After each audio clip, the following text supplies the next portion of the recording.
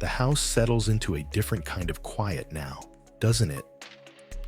It's the sound that comes after the click of a phone call ending, the screen going dark in your hand, a conversation filled with updates, achievements, and plans that you are no longer a central part of. And in the profound silence that follows, a tiny whispered question can rise up from the deepest part of your heart. Do I still matter to them? Before we begin, just a quick moment. Write in the comments which part of this world you're listening from right now, and what time it is where you are. I'm curious. Are you listening in the quiet of late night? Or perhaps in the early morning hours, when sleep hasn't come yet? Just leave a word or two, and then settle in, because this time right now, is entirely yours. So let yourself arrive fully in this moment. Feel the weight of the blankets over you, the gentle support of the mattress beneath you. Allow your head to grow heavy on the pillow. Take a slow, easy breath in through your nose, feeling the cool air enter. And as you exhale through your mouth, release the day. Let go of the need to be anything for anyone else. Let go of the roles you have played. Just for tonight, you are simply here, breathing. Our purpose tonight is not to solve or to fix. It is to find a quiet peace, a gentle understanding within this new season of your life. We are here to explore the truth that the shape of love can change. Its expression can evolve, while its core, its deep and foundational essence, remains unbreakable. We are simply here to sit with this feeling, this quiet ache that visits in the lonely hours, and learn what it has come to teach us. This quiet is a language all its own. It speaks in echoes and memories. You might still hear the ghost of footsteps on the stairs, or the faint sound of laughter from a room that is now empty and still. Your body might even hold the muscle memory of listening for a key in the lock late at night, a habit that no longer has a purpose but still lingers in your very cells. This isn't sadness in the way we usually think of it. It's more complex, more tender. It is the bittersweet resonance of a job done so well that you have essentially worked yourself out of the very position that defined a huge part of your existence. You spent years, decades even, building a nest, only to teach your beloved birds how to fly so powerfully that they no longer need the nest. And while one part of you swells with a fierce, undeniable pride, another part feels the profound emptiness of that beautifully woven, now vacant space. Allow yourself to acknowledge this duality. You can hold both feelings at once. The immense joy for their independence, for their vibrant, busy lives that you helped make possible, and the quiet sorrow for your changing role. This is not a contradiction.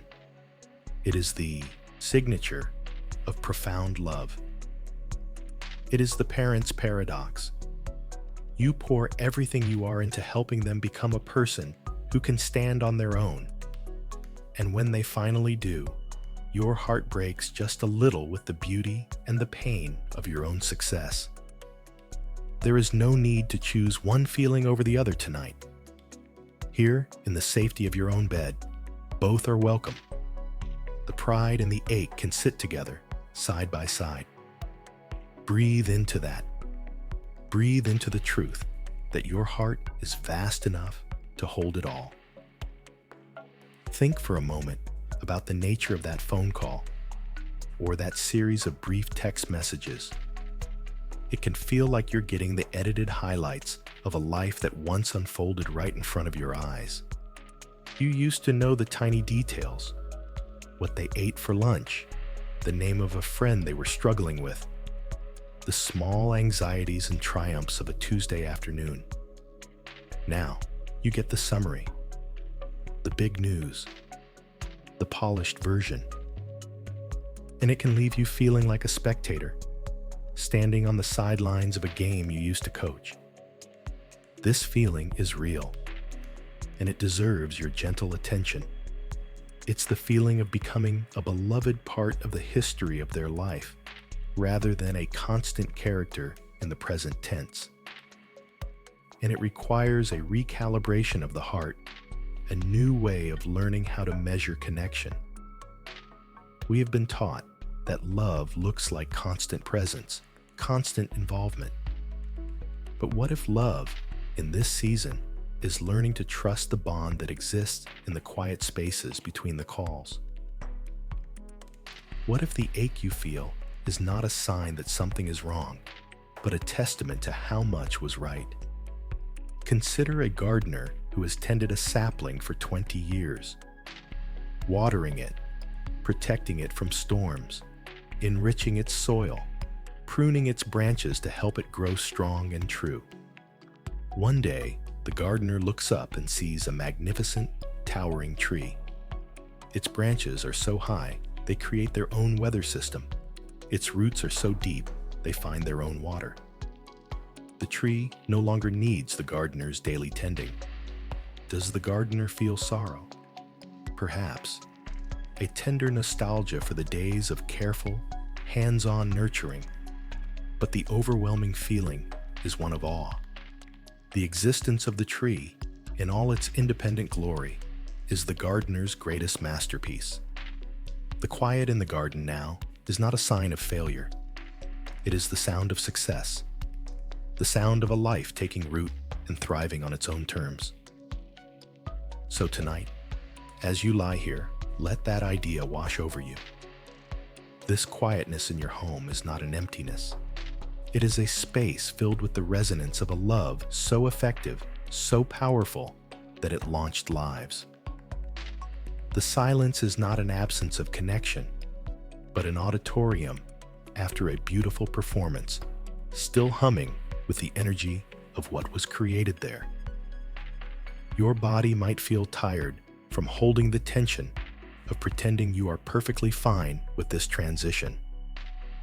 Society gives us so few models for this specific, tender grief. We are expected to celebrate their independence without also acknowledging the personal sense of loss that can accompany it. But tonight, you have permission to feel it all. Permission to miss the noise. Permission to miss the mess. Permission to miss being needed in that all-consuming, everyday way. Giving yourself this permission is an act of profound self-compassion. It is honoring the truth of your own experience. Let your jaw unclench. Let your shoulders fall away from your ears. Let the small muscles around your eyes soften. Every part of you has been holding on, trying to navigate this new terrain with grace.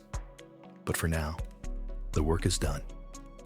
All that is required is for you to rest, to breathe, and to allow yourself to be held by the quiet, knowing that you are safe, you are whole, and you are deeply, deeply loved, not just for what you do, but for the magnificent, loving presence that you are. Allow the journey of understanding to unfold gently as you drift towards the shores of sleep. Your heart knows the way. Just rest. Let's gently turn our attention to the space they used to fill. It is not just a metaphorical space, is it? It is physical. It is tangible. It is the extra room in the refrigerator where their favorite yogurt used to be. It is the empty hook by the door where a coat or a backpack always hung. It is a bedroom, once a vibrant ecosystem of posters, clothes, and secrets, now tidy, quiet, and perhaps repurposed into a guest room or an office. A room that feels like it's holding its breath, waiting for a visit. When you walk past that open door, you are walking past a physical archive of a chapter that is closed. There is no shame in feeling a pang in your heart when you do. That room is not just wood and plaster. It is woven from memories from late-night talks, from fevers you soothed and triumphs you celebrated. Acknowledging the quietness of that physical space is the first step toward making peace with it. It is simply seeing what is. This chair is empty. This corner of the house is silent. This is the new geography of home. And beyond the physical, there is the emotional space. Think of the sheer amount of mental and emotional real estate they occupied for so many years. Your mind was a constant hum of their schedules, their needs, their worries, their friendships, their futures. You were the keeper of so much data. Doctor's appointments, project deadlines, favorite foods, deepest fears. It was a full-time job, one that ran 24 hours a day, 7 days a week, with no holidays. And then, gradually, or perhaps suddenly, the workload lightened. They began to manage their own lives, to keep their own calendars, to navigate their own heartaches. And the space that all of that worry and planning and loving oversight once filled can feel vast, unsettlingly open. It can feel like you've been decommissioned from a vital role, and you haven't yet received your next assignment. This feeling is not a failing. It is a natural response to a monumental shift in your primary function. For a time, you were the sun around which their world revolved. Now, they have learned to orbit on their own, and you are learning what it means to be your own star again, to generate your own light and warmth in a different way. This brings us to another tender feeling that often lives in this new, quiet space. The feeling of being on the outside of their world. You see their posts online, pictures with friends you've never met, at places you've never been. You hear them talk about colleagues, projects, and inside jokes that you don't understand. It can feel like you are watching a movie of their life rather than being in it. There is a subtle but profound difference, and the feeling that arises is not jealousy, not exactly. It's more like a wistful displacement. You are no longer the gatekeeper of their stories. You are now a cherished audience member. And it is so important to witness this feeling without judgment. There is no need to scold yourself for it, to tell yourself you should be happy, and that's all. Of course you are happy for them, but you can also feel a gentle sense of loss for the intimacy of the shared daily world that is no longer yours. Let yourself observe this feeling with the kindness of a dear friend. Simply notice it.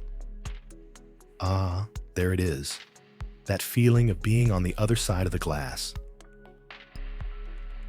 Just by naming it, you soften its power. You bring it out of the shadows of unspoken shame and into the light of compassionate awareness. You are not a bad parent for feeling this.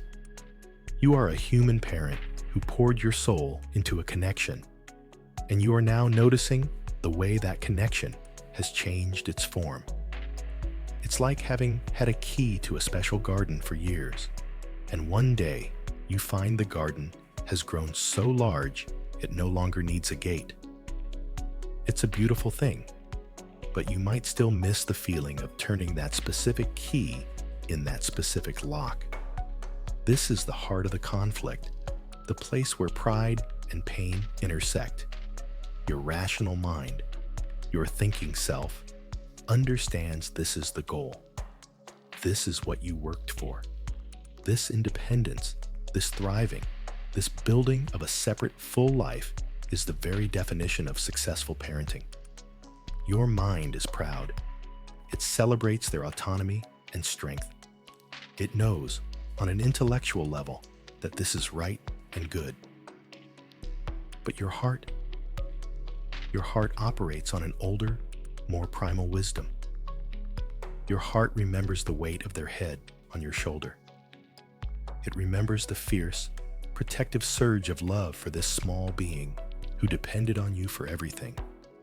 Your heart is wired for that closeness, for that essential role in their survival and well-being. And so, while your mind is applauding their flight, your heart feels the quiet ache of the empty nest. This is not a battle to be won. Your head doesn't need to defeat your heart, and your heart doesn't need to undermine your pride. They are two different truths existing in the same body at the same time.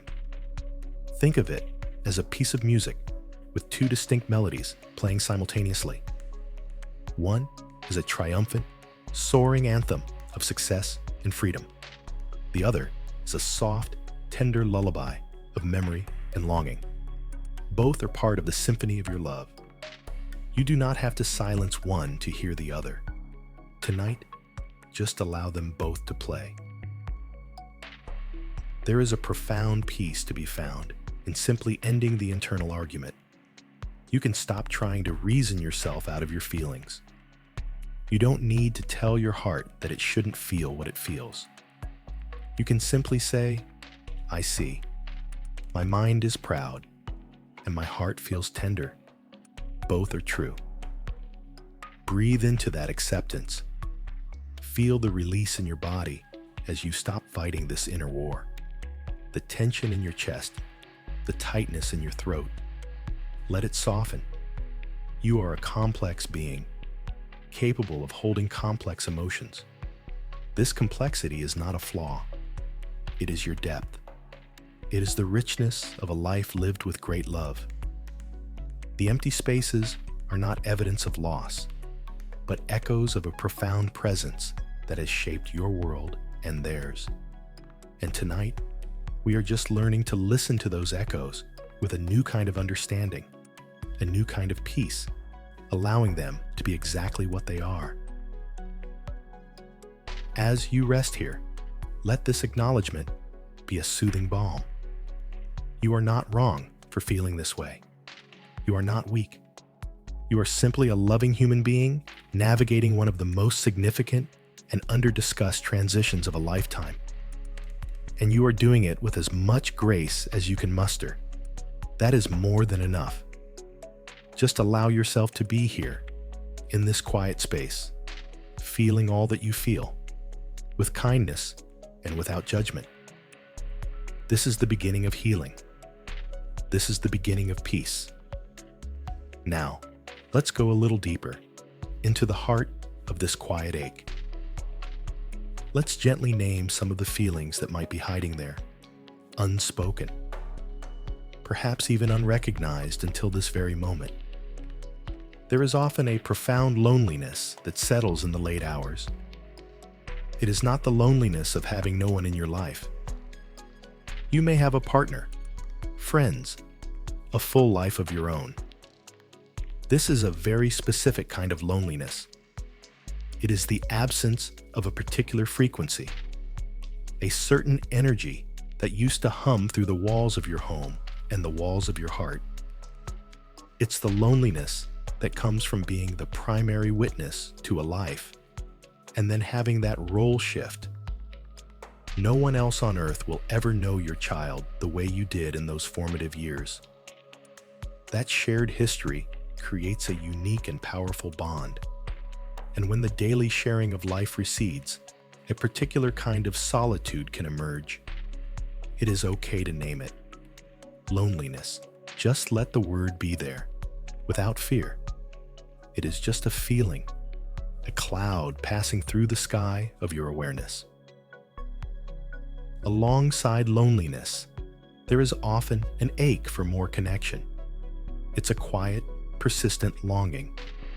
You might find yourself checking your phone more often, hoping for a message, a simple photo, a funny meme, a quick thinking of you. And when the phone remains silent for a day, or two, or more, that longing can curdle into a feeling of hurt. It's the tender vulnerability of loving someone so much that their small acts of communication feel like a lifeline. And when that lifeline feels slack, it can stir up old fears. The fear of being forgotten, This is a deep, primal fear. For so long, you were their world, their sun, their moon, their stars. The thought that you might now be a distant constellation in their busy, expanding universe can be incredibly painful. It touches on our most fundamental human need, the need to belong, to matter to the people we love most. Allow yourself to be honest about this fear tonight. Does it live in you? The quiet fear that as their life gets bigger, your place in it gets smaller. Just breathe with that. There is no need to push it away. This fear is not a prediction of the future. It is an echo from the past, the voice of the part of you that is still wired for that intense, primary connection. It is the memory of your importance, feeling anxious in the face of change. By simply acknowledging it, there is that fear of being forgotten. You create a little space around it. You see it for what it is, a feeling, not a fact, a wave of emotion, not a permanent reality. This is the practice, noticing, naming, allowing, without judgment. And then, there is the most complicated part of this entire emotional landscape, the self-imposed silence, the conscious decision not to reach out, not to express the depth of your longing. Why do we do this? It comes from a place of deep love. We look at their busy lives, their demanding jobs, their new relationships, their own growing families, and a voice inside says, "Don't be a burden." We don't want to add to their stress. We don't want to seem needy or demanding. We want to be the cool parent, the supportive, low-maintenance presence in their life. So we swallow the words. We bite back the "I miss you." We turn the volume down on our own needs because we have been conditioned for decades to prioritize theirs. This self-silencing is an act of protection, both for them and for us.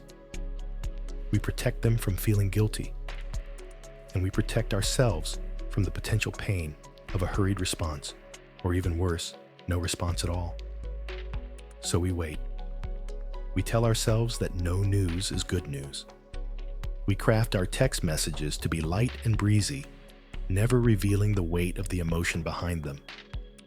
We say, "Just calling to say hi," when what we mean is, "I am aching to hear the sound of your voice because it reassures me that I still exist in your world." This gap between what we feel and what we say can create an immense internal pressure. It's exhausting to constantly edit your own heart. It requires a tremendous amount of energy to hold back the tide of your own feelings. And tonight, you have permission to let that guard down. You don't have to say it to them right now, but you can, finally, say it to yourself. You can admit to the deepest part of your own being, "I feel lonely. I miss them terribly, and I am scared of being left behind." Holding space for this truth is a radical act of self-love. It is about honoring your own emotional reality. For so long, you held space for their scraped knees, their broken hearts, their teenage angst. You were the safe harbor for all of their feelings. Now, it is time to become a safe harbor for your own. Imagine you could create a warm, gentle space inside your own heart, a quiet room filled with soft light. And in that room, you can invite this quiet hurt to come and sit down. You don't need to fix it. You don't need to analyze it or justify it. You just need to let it be seen. You can look at this feeling of loneliness, this fear, this unspoken longing, and say, "I see you. You are welcome here. You make sense." This simple act of inner validation can be profoundly healing. It stops the internal struggle. It releases the energy you've been using to pretend, to suppress, to be fine. And in that release, there is peace. There is a quiet strength that comes from being wholly and completely honest with yourself. The truth is, this quiet hurt is the measure of your love. It hurts because it mattered. The silence feels so loud because the connection was so vibrant. The emptiness is felt so keenly because the presence was so complete. To feel this ache is not a sign of weakness. It is a testament to the depth and success of the bond you forged. It is the phantom limb of a love that has changed its form, but not its substance. So as you lie here on the edge of sleep, allow this truth to settle into your bones. It is okay to hurt. It is okay to feel this quiet ache. It is the honor guard of a great love, standing watch over a chapter of life that was beautiful and precious and real. Let the tears come if they need to. Let the sadness be what it is. Tonight, you are not a burden. You are not needy. You are a heart that has loved magnificently and is now learning the new shape of that love. And there is so much grace, so much dignity in that. Just allow it all to be. Rest in that truth. Rest in the profound relief of no longer having to pretend. All is well. You are simply in transition. And every transition, no matter how beautiful its outcome, requires a period of adjustment, of tenderness, of letting go. Sleep now. You are safe. Let's talk about the parent's paradox. It is one of the most profound and sacred contradictions of the human experience. At its core, it is this: your greatest success as a parent is to become progressively less needed. Think about that for a moment. In almost any other endeavor in life, success is measured by becoming more essential, more central, more indispensable. In your career, you aim to become the expert, the go-to person. In a partnership, you strive for deeper intimacy and mutual reliance. But in parenting, the entire trajectory is aimed at a kind of beautiful, planned obsolescence. You pour every ounce of your being, your time, your wisdom, your resources, your love into cultivating a human being who can one day thrive entirely without you. It is a long, slow process of letting go. From the very first day, you let go of their hand as they take their first steps. You let them go at the kindergarten door. You let them go when they get their driver's license. And you let them go when they walk out the door with a suitcase, heading toward their own life. Each release is both a victory and a heartbreak. This is the paradox you are living in right now. The joy of their independence and the sorrow of your changing role are not two opposing forces fighting for dominance in your heart. They are two sides of the very same coin. One cannot exist without the other.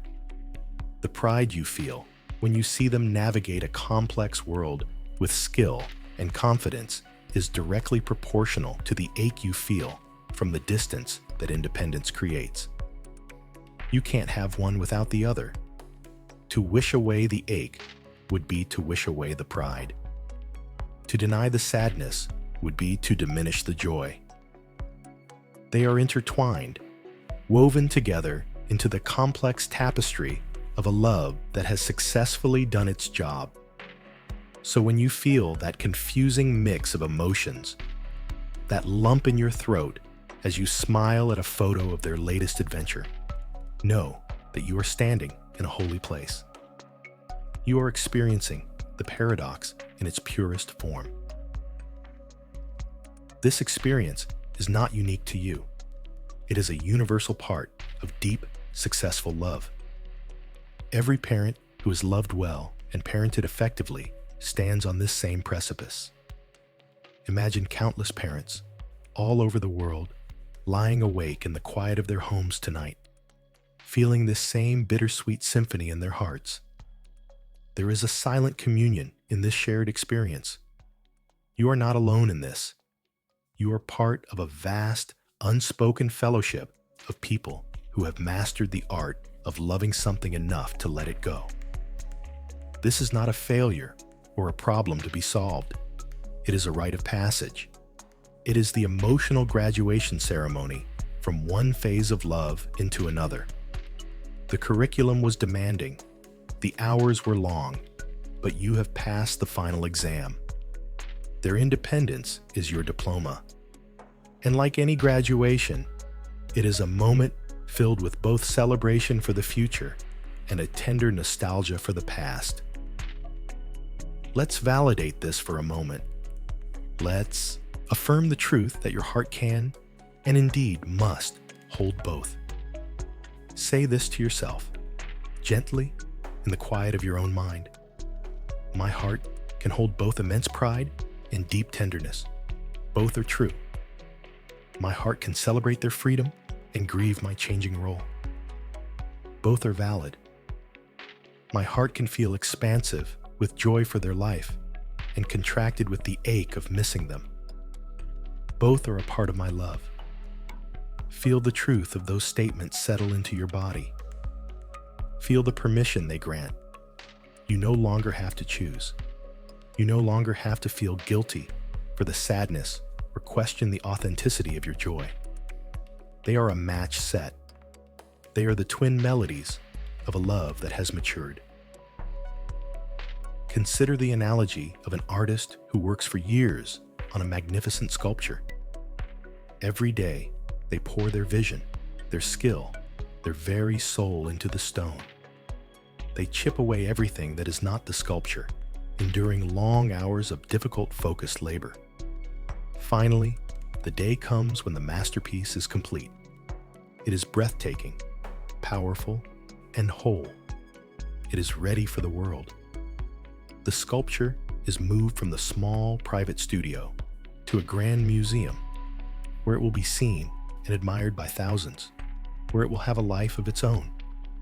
In that moment, what does the artist feel? An incredible, soaring pride, a deep sense of accomplishment, a joy in seeing their creation fulfill its purpose, and also a quiet, empty feeling in the studio, a nostalgia for the daily process, for the intimacy of creation, for the familiar presence of the stone. The artist's joy for the sculpture's public life does not negate the private sense of loss. Both are real. Both are part of the creative act. You are that artist. Your child is that masterpiece. And your home is the studio that now feels a little quieter, a little emptier, but is forever sanctified by the beautiful work that was done there. This understanding frees you from the tyranny of should. You don't have to tell yourself, I should just be happy for them. You are allowed to be happy for them and sad for you. This "and" is a powerful tool of self-compassion. It creates space for your full human experience. It honors the complexity of your emotions. When you allow yourself to feel both, you stop wasting energy on internal conflict, and you can begin to simply be with what is.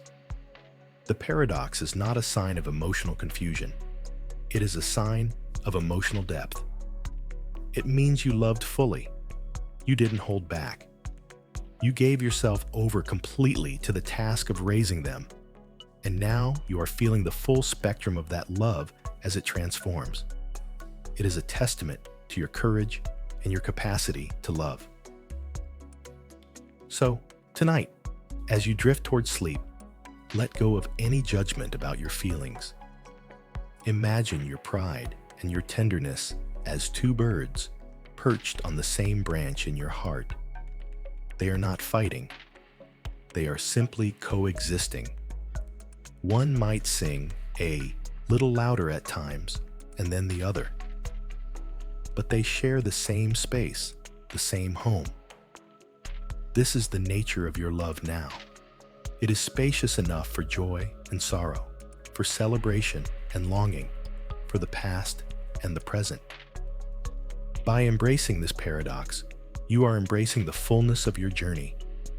You are honoring every single part of it. The sleepless nights and the proud moments. The difficult conversations and the easy laughter. The constant worry and the profound peace. It is all part of the sculpture. It is all part of the masterpiece of your family's story. And you, the artist, get to feel everything that comes with having created something so beautiful and setting it free in the world. Rest in that truth. It is a profound and sacred place to be. Your heart is not broken. It is expanding to hold more complexity, more truth. This is wisdom. This is grace.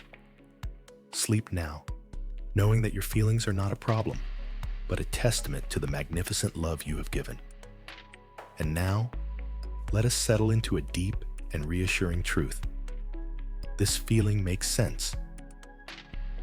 Everything you are experiencing, the quiet ache, the loneliness, the paradox of pride and sorrow, is not a sign of weakness.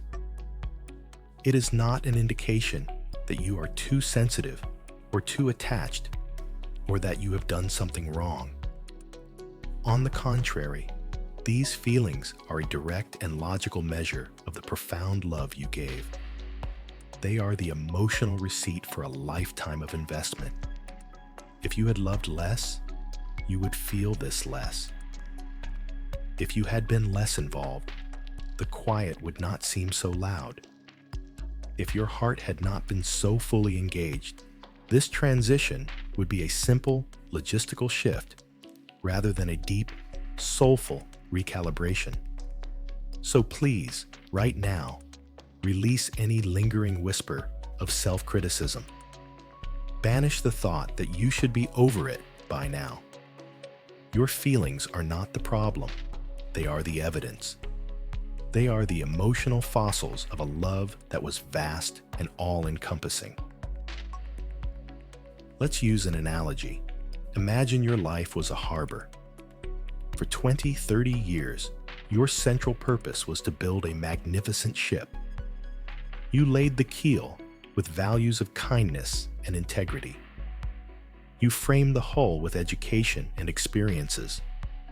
You raised the mast with lessons of resilience and courage. You stitched the sails with confidence and dreams. Every single day, you were at work in this harbor, focused on this one incredible vessel. You checked every plank, tightened every rope, and planned every provision for its eventual journey. The harbor was a busy, noisy, purposeful place. There were schedules to keep, supplies to load, constant maintenance to be done. Your identity was shipbuilder, harbor master. And then, one glorious day, the ship was finished. It was strong, beautiful, and seaworthy. And with a heart full of pride and a tear in your eye, you launched it into the great wide ocean. You watched it sail over the horizon, perfectly equipped for whatever adventures it might find. And what happens to the harbor then? It falls quiet. The waters are still. The tools are put away. The echo of all that busy, purposeful work hangs in the air. Does the quiet of the harbor mean the shipbuilder failed? Of course not. The quiet is the undeniable proof of the shipbuilder's total success. The empty harbor feels so quiet precisely because such a magnificent ship was built and launched from its shores. The silence is the sound of a job well done. You are that harbor. Your child is that ship. The quiet ache you feel is the echo of a grand and successful launching. It makes perfect, logical, beautiful sense. Your feelings are not a sign of dysfunction. They are the natural resonance of a purpose fulfilled. So when that quiet feeling comes, you can meet it with a new understanding.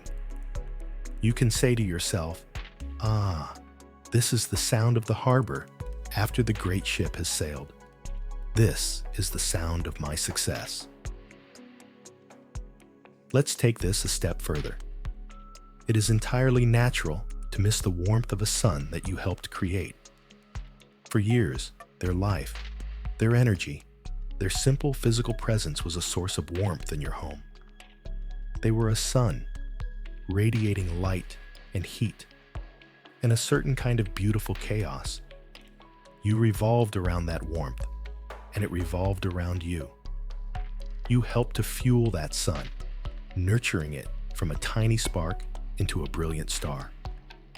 Now, that sun has moved to illuminate its own sky, to warm its own world.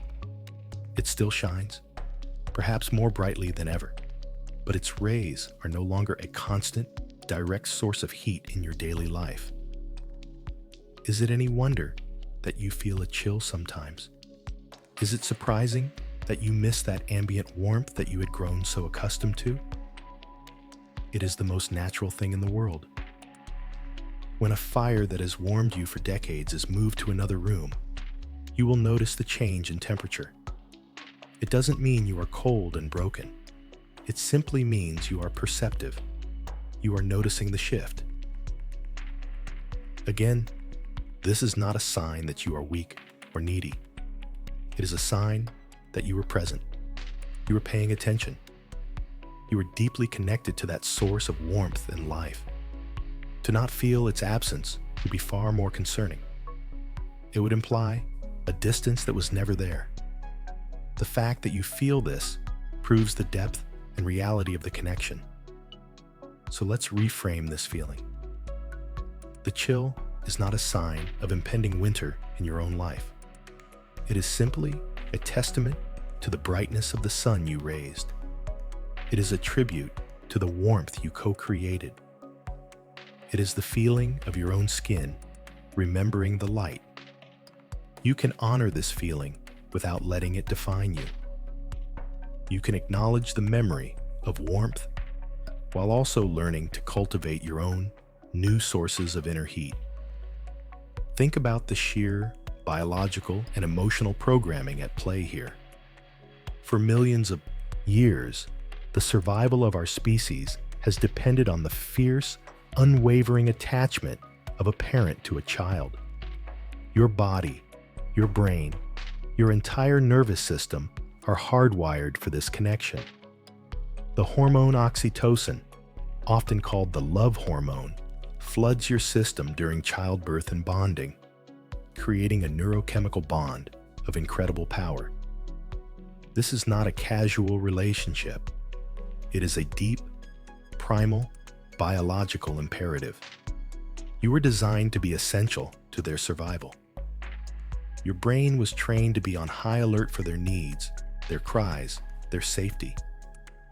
And that system doesn't just switch off when they turn 18 or 25. The wiring is still there. The instinct to protect, to nurture, to be close, remains. So when you feel that pull, that ache for connection, that instinctual worry, understand that you are feeling the echoes of a powerful evolutionary program that has served humanity for millennia. You are not being overbearing or clinging. You are experiencing the legacy of a biological system designed for profound attachment. The task now is not to fight that programming, but to gently guide it into a new expression. The fierce protective energy can be transformed into a quiet, steady support. The constant worry can soften into a gentle, trusting faith in their abilities you help to build. The need for physical closeness can evolve into an appreciation for emotional connection across distance. This feeling makes sense because it is rooted in the very biology of love. It is not a personal failing. It is a shared human legacy. It is the heritage of every loving parent who has ever lived. So tonight, allow this deep sense of validation to wash over you, to settle into every cell of your body. Let it be a comfort. Your heart is behaving exactly as a loving, successful, deeply connected heart should. It is responding appropriately to one of the most significant changes a person can go through. There is nothing to fix here. there is only a reality to be acknowledged, honored, and held with great tenderness. The quiet house, the empty room, the silent phone, these are not symbols of what you have lost. They are monuments to what you have given.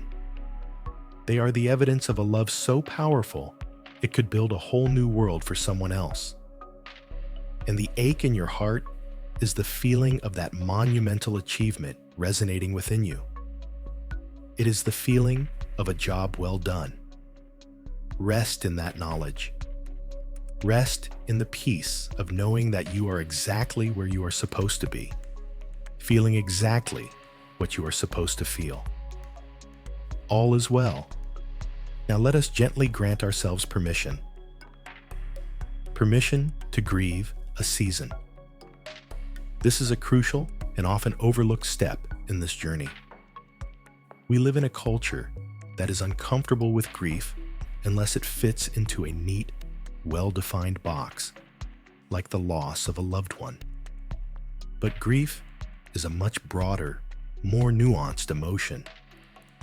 We can grieve anything we have loved and lost, including a chapter of our own lives. And the chapter of hands-on, day-to-day parenting was a significant, defining, and beautiful season of your life. It had its own rhythms, its own challenges, its own profound joys. And now, that season is ending. The light is changing. The air feels different. To pretend that this transition doesn't involve a sense of loss is to deny the value of what that season meant to you. It is like experiencing the end of a long, beautiful summer and being told you shouldn't feel a single pang of sadness as the first autumn chill arrives. It's nonsensical.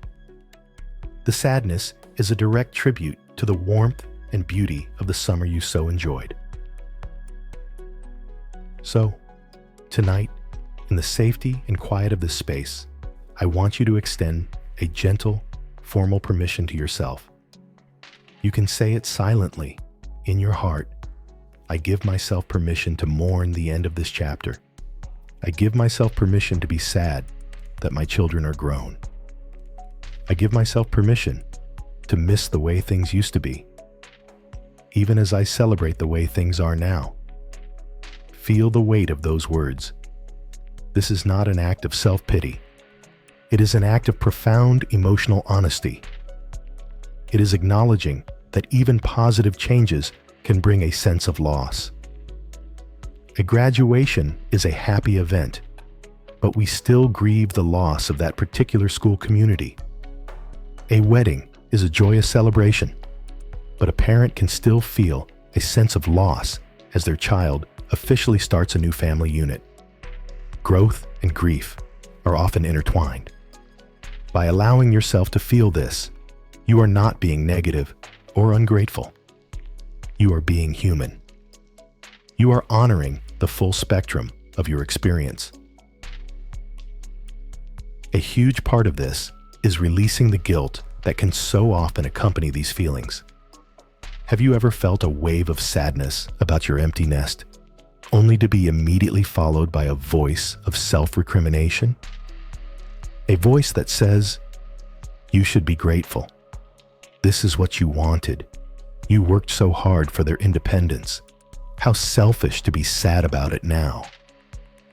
This internal conflict is exhausting, and it is based on a false premise. The premise is that you can only feel one thing at a time. Either you're happy about their success, or you're sad about your loss. But as we've explored, you can be both. The guilt arises from the mistaken belief that your sadness somehow negates or diminishes your joy and pride.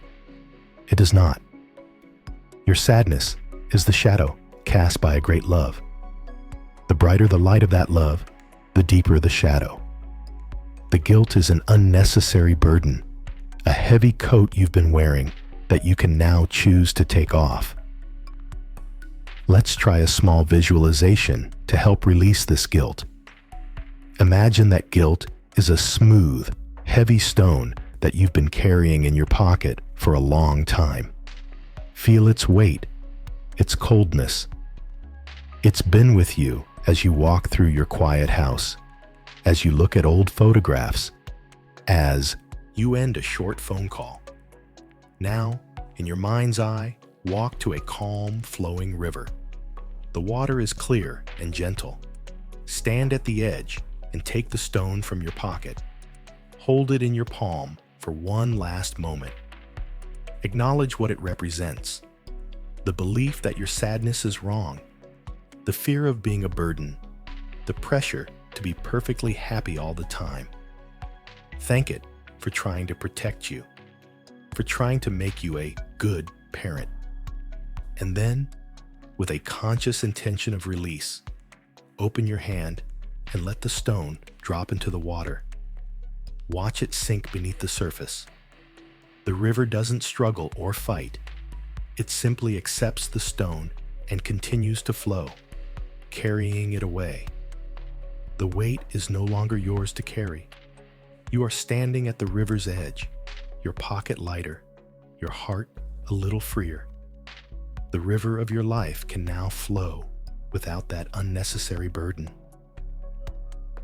With that guilt released, you create space to simply be with the tenderness underneath.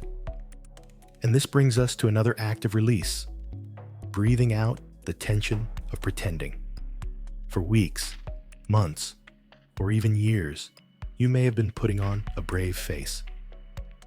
At family gatherings, on the phone, with friends, you say, "It's great. I have so much free time now. They're doing so well. I'm so proud." And all of that is true. But it's an edited version of the truth. It's the highlight reel. You leave out the part about the profound silence of a Tuesday evening, or the pang of seeing a family with young children at the grocery store. This performance of being fine takes a toll. It creates a subtle but constant tension in your body. It lives in your clenched jaw, your tight shoulders, your shallow breathing. It's the effort of holding your authentic feelings just beneath the surface, ensuring they don't spill out at an inconvenient time. Tonight, you can let the performance end. There is no one to perform for. The audience has gone home. It is just you and your own true heart. Let's practice breathing out that tension. Take a slow, deep breath in. And as you do, imagine you are gathering up all the tension of that performance, all the effort of pretending to be perfectly okay. Gather it from your forehead, your jaw, your neck, your chest. And as you exhale, long and slow, release it. Let it go with a gentle sigh. Let your body soften into the mattress. Do it again. A deep breath in, gathering the need to be strong, the need to be cheerful, the need to be the unshakable rock for everyone else. And a long, slow breath out, releasing that role, letting yourself be tender, vulnerable, and real. You are not letting go of your strength. You are letting go of the exhausting pretense of invulnerability. True strength includes the courage to be soft, the courage to acknowledge your own tender heart. To grieve a season is to honor its importance. It is a way of saying, "This mattered. This time in my life was significant. It shaped me, and its passing deserves to be acknowledged." When you allow yourself this gentle, private grief, you are not getting stuck in the past. Paradoxically, you are clearing the way for the future. Emotions that are suppressed and denied tend to get stuck, festering in the background and draining your energy. But emotions that are acknowledged, felt, and allowed to move through you can be processed and integrated. The grief, once honored, can transform into a beautiful, gentle nostalgia. The ache can soften into a sweet, tender memory, but it must first be allowed to be what it is, a form of grief, a valid, natural, and necessary response to the end of a beautiful and defining era of your life. So let the tears be a cleansing rain, not a sign of a flood. Let the sadness be a gentle mist, not a suffocating fog. You are simply allowing the weather of your heart to be what it is, knowing that, like all weather, it will pass, and the sun will feel warmer and brighter on your face when it returns. Rest in this permission. It is a gift of profound kindness to yourself. Now that we have given ourselves permission to feel, let's explore how to be with these feelings in a way that is healing, not overwhelming. The key is to let the river flow. Imagine your feelings of sadness or loneliness or that tender ache as a river. For a long time, you may have been unknowingly building a dam, trying to hold it all back. You use stones of guilt, logs of distraction, and the mortar of pretending to be fine. And the pressure has been building up behind that dam. It takes an enormous amount of energy to maintain it, and there's always the fear that it might break. Tonight, we are not going to dynamite the dam in a dramatic explosion. We are simply going to open a small sluice gate and allow the river to begin flowing, gently and naturally. The goal is not to be swept away by a flood, but to allow for movement. Emotions are energy in motion. They are meant to move through us, not to get stuck inside us. When we allow them to flow, they can complete their natural course. Let's try this with a gentle visualization. Settle into your body and bring your awareness to where you feel this emotion most keenly. Is it a tightness in your chest? A hollow feeling in your stomach? A lump in your throat? Don't judge it. Just notice its physical signature. Now, imagine that this sensation is made of water. It's a small, deep pool within you, and you have the power to create a gentle current. With your next breath, imagine a tiny stream beginning to flow out from that pool. It is not a torrent. It is a slow, meandering creek moving through your body. With each exhale, you encourage this gentle flow. The stream moves down your arms and out through your fingertips. It moves down your legs and out through the soles of your feet. It isn't about pushing the feeling away or getting rid of it. It is about allowing it to move. You are transforming it from stagnant, heavy water into a living, flowing current. This river carries memories, both sweet and sad. As it flows, a memory of them as a small child might float by, like a leaf on the water. You can just watch it without clinging to it. Then another leaf might float by, a memory of a difficult teenage year.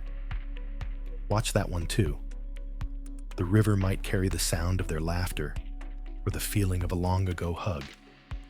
Your only job is to be the calm, steady riverbank, witnessing what flows past. You are not the river. You are the witness to the river. This distinction is crucial. It creates a space of awareness between you and your feelings. You are the vast, unchanging sky, and the emotions are the weather passing through. By allowing the river to flow, you are trusting that it knows its way to the sea. You are trusting that these feelings, once allowed to move, will eventually integrate into the vast ocean of your life's experience, becoming part of your depth and wisdom. Part of letting this river flow is releasing the intense need to fix or solve this feeling, especially tonight. Our minds are problem-solving machines.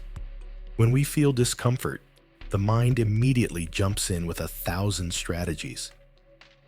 Maybe I should call them. Maybe I should plan a trip. Maybe I should take up a new hobby. Maybe I'm doing something wrong. These thoughts are well-intentioned, but tonight, they are not helpful. Tonight, the mind's desire to fix is just another form of resistance. It's another way of saying, I shouldn't be feeling this. Instead, we can gently ask the problem-solving mind to take a rest. We can say, thank you for trying to help, but for right now, the only task is to be here and to feel. The time for solutions is not now. Now is the time for presence. Imagine your mind is like a busy, well-meaning friend who keeps offering you advice when all you really need is for someone to sit with you in silence. You can gently turn to that friend and say, I so appreciate your help. But for the next little while, could we just sit here together and watch this river flow? We don't have to do anything about it. We just have to be here with it. This is an act of deep trust in your own emotional process. It is the belief that some things cannot be fixed. They can only be felt. This transition in your life is one of those things. There is no magic solution that will erase the bittersweet ache. The healing does not come from finding the right answer. It comes from learning to be peacefully present with the question. It comes from allowing the river of your feelings to carve a new, beautiful canyon in the landscape of your heart. A canyon not of emptiness, but of depth and character. So, as you lie here, feel that release. The release of needing to have a plan. The release of needing to figure it all out tonight. The only thing on your agenda right now is to breathe and to allow. If sadness comes, allow it. If a wave of loneliness washes through, allow it. If a moment of pure, sweet nostalgia brings a tear to your eye, allow that too. Just allow it to be. This is a profound act of self-care. It is a recognition that you have held so much, for so long, for so many people. For decades, you were the emotional container for your family. You held their fears, their disappointments, their joys, their anxieties. You were the strong one, the steady one. Your own feelings often had to be put on a shelf, to be dealt with later. Well, later is now. And it is safe to begin taking those feelings off the shelf, one by one, and letting them see the light of day. It is safe to let go now. This affirmation is for you tonight. You have held so much for so long. It is safe to let go now. Let that sink in. Let it be a deep, cellular permission. You don't have to hold the dam anymore. You don't have to be the sole container. You can let the river of your own experience flow. It will not destroy you. It will cleanse you. It will nourish you. It will carve new pathways of wisdom and compassion in your soul. Your only task is to be the gentle, loving witness to its journey. To watch the water, to notice the leaves floating by, and to trust in the inexorable, healing pull of the sea. By doing this, you are not surrendering to sadness. You are surrendering to the natural healing flow of life itself. And in that surrender, there is an incredible strength and a profound, quiet peace. Rest in that flow. Let it carry you gently into a deep and restorative sleep. The work is not in the thinking, but in the allowing. The healing is not in the solving, but in the feeling. Just let go. Let the river flow. All is well. Let's now begin to gently reframe our perspective. Not to deny what we have been feeling, but to add a new layer of light, a new dimension of understanding. Let's consider the idea that their independence is not a departure from you, but a direct and beautiful result of your love and effort. We often experience their growing autonomy as a kind of pulling away, a physical and emotional distance that can feel like a loss. But what if we saw it differently? What if we saw every independent decision they make, every problem they solve on their own, every success they achieve in their own world, not as a step away from us, but as a testament to the foundation we gave them. When they confidently navigate a challenge at work, that is your late-night homework help and your lessons in perseverance bearing fruit. When they form a healthy, loving partnership, that is your model of affection and your talks about respect echoing in their heart. When they manage their finances responsibly, that is your guidance about saving and your own example of hard work manifesting in their life. Their independence is not a rejection of their upbringing. It is the ultimate acceptance of it. They are not leaving you behind. They are carrying you with them in the very fiber of their being into their future. Think about it this way. Their busy, full lives, the very lives that can make you feel on the outside, are a direct reflection of the foundation you built for them. You gave them the roots of responsibility and the wings of confidence. The fact that their lives are so full, with work, with friends, with passions, is proof that the foundation was strong. A weak foundation cannot support a vibrant, sprawling life. A shaky start does not lead to a confident journey. The very fullness of their world, which can sometimes be the source of our ache, is also the undeniable evidence of our success. Every happy photo they post, every accomplishment they share, every single day they thrive in the world as a capable, kind, and resilient adult is a tribute to the love and energy you poured into them. They are a living, breathing legacy of your care. Their life is your life's work, walking and talking and creating in the world. When seen through this lens, the distance doesn't feel like a disconnection. It feels like a broadcast. They are broadcasting the signal of your love out into the world in a frequency all their own. This leads us to a powerful and comforting analogy. For so long, you were their home. You were the safe harbor, the nest, the place of ultimate comfort and security. But your role was always more than that. You weren't just the home. You were the architect of their wings. Think of the years you spent, carefully, patiently, constructing these wings. Every meal you cooked was a feather of nourishment and strength. Every bedtime story you read was a feather of imagination and curiosity. Every time you encouraged them to try again after a failure, you were strengthening the muscles that would power those wings. Every boundary you set, every value you taught, was part of the intricate design, ensuring balance and stability in flight. It was a long, painstaking process, requiring immense dedication and a vision of a future you couldn't always clearly see. You were building for a day you knew would come, a day of departure.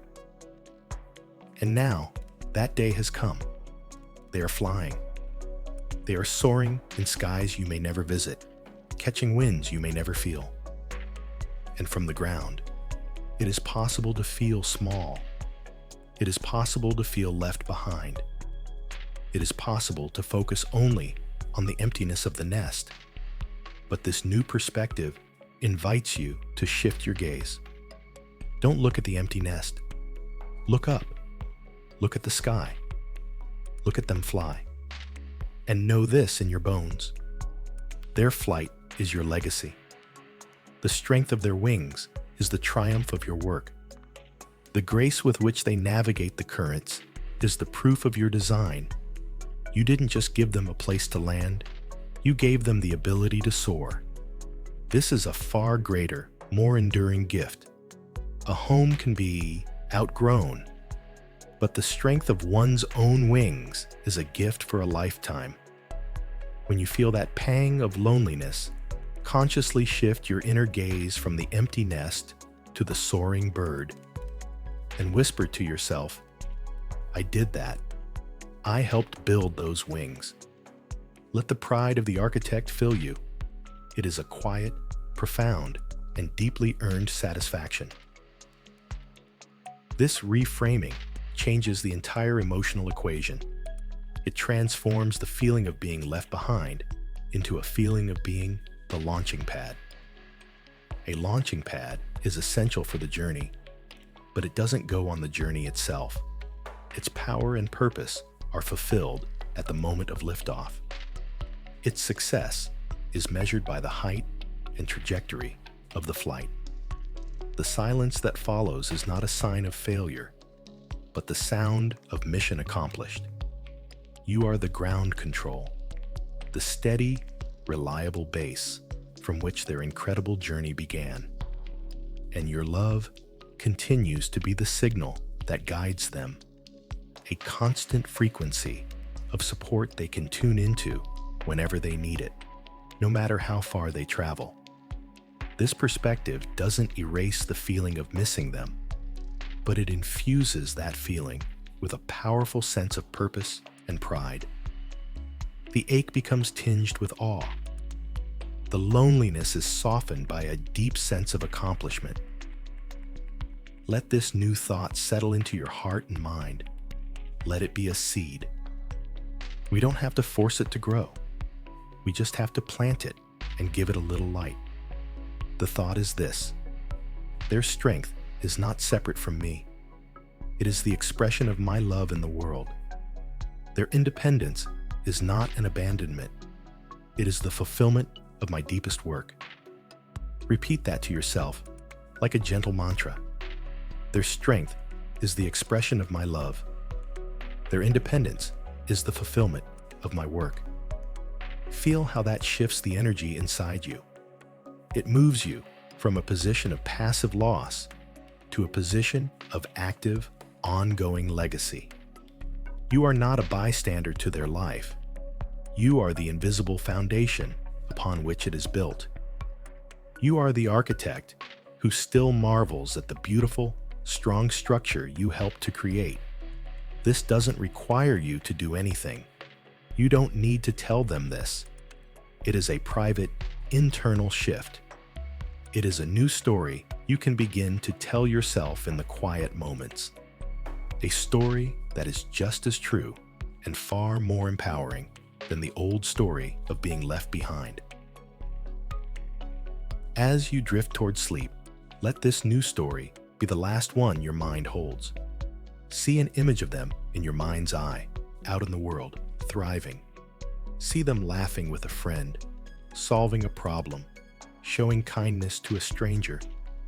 And see, overlaid on that image, the invisible architecture of your love supporting them. See your words of encouragement as the ground beneath their feet. See your lessons of resilience as the strength in their spine.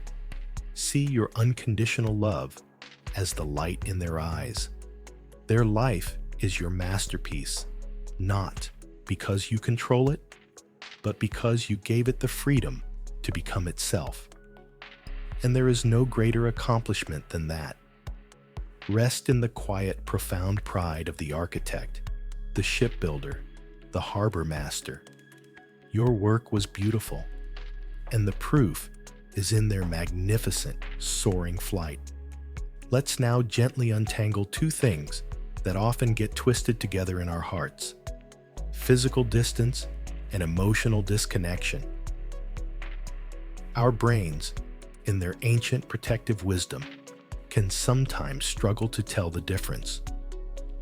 When someone we love is physically far away, a primitive part of our mind can interpret that absence as a threat to the bond itself. The lack of daily, face-to-face interaction can trigger a subtle, low-grade fear of abandonment.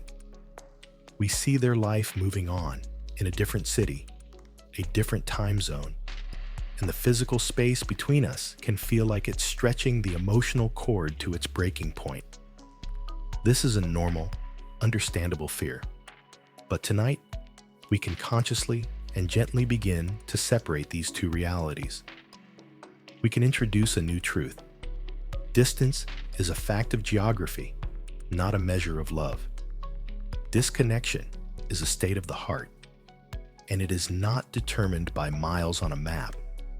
You can be in the same room with someone and feel completely disconnected, and you can be a world away from someone and feel a bond that is unbreakable.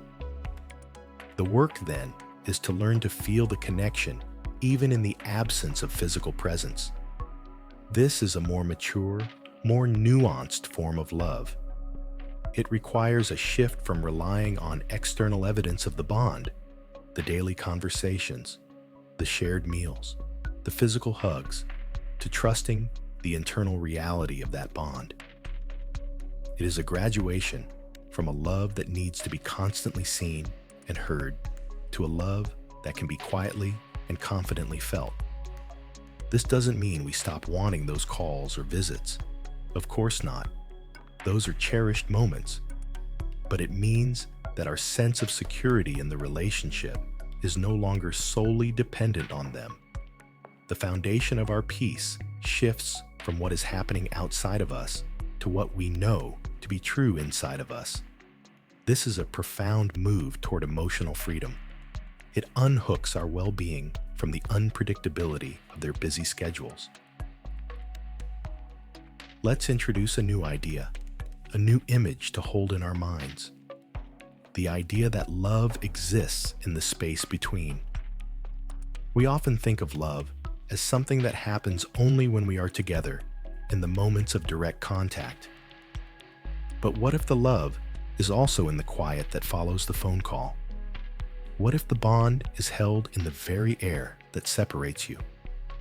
Imagine an invisible thread, woven from every memory, every shared laugh, every tear you've wiped away, every piece of advice you've given.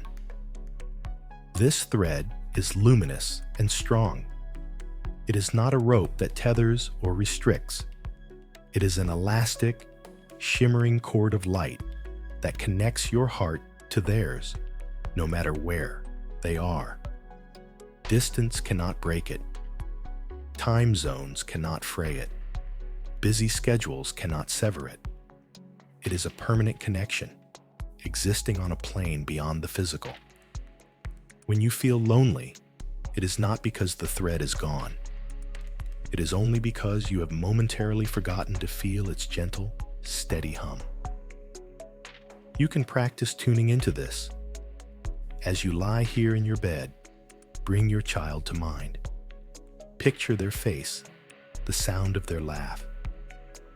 Now, bring your attention to your own heart center, in the middle of your chest. Imagine that luminous thread extending from your heart, out through the walls of your home, across the miles, and connecting directly to their heart. Don't worry about where they are or what they are doing. Just hold the image of this connection. Feel its gentle vibration. It is not a demanding or intrusive connection.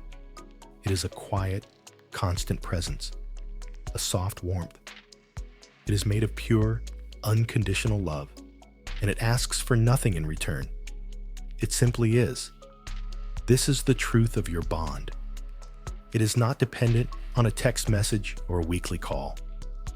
It is a fundamental reality of your relationship, as real as the ground beneath your house. The more you practice tuning into this feeling, the more real and reliable it will become. It becomes a source of comfort you can access anytime, a wellspring of peace that is entirely within your own control. Let this powerful affirmation settle into your being. The love that connects us is stronger than time zones and busy schedules. Let this be your new truth, your new anchor. When the fear of disconnection arises, when the silence feels too long, you can gently repeat this to yourself. The love that connects us is stronger than the miles. The love that connects us is stronger than their silence. This is not wishful thinking. It is a profound spiritual and emotional truth. The bonds forged in the intensity of family life, in the crucible of raising a child, have a unique and enduring strength. They become part of our energetic signature, our very soul fabric. They do not simply disappear when a living situation changes. They evolve. They transform from a love of proximity to a love of essence. You are learning to love their essence, their soul, the person you help them become.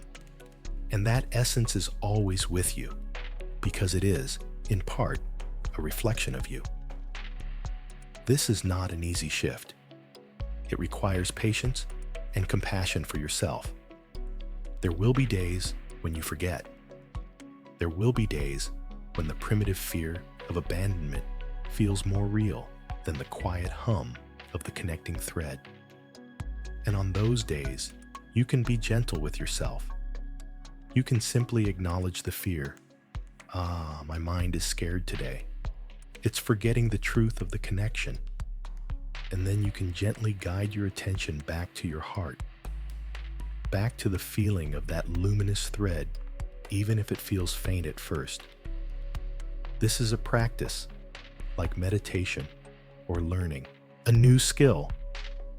It is the practice of trusting love over fear. It is the practice of finding security within yourself, rather than seeking it from the outside world. This practice will not only bring you peace regarding your children, it will bring a new depth of peace to all areas of your life. Consider the way we feel connected to loved ones who have passed on. We cannot see them or talk to them on the phone.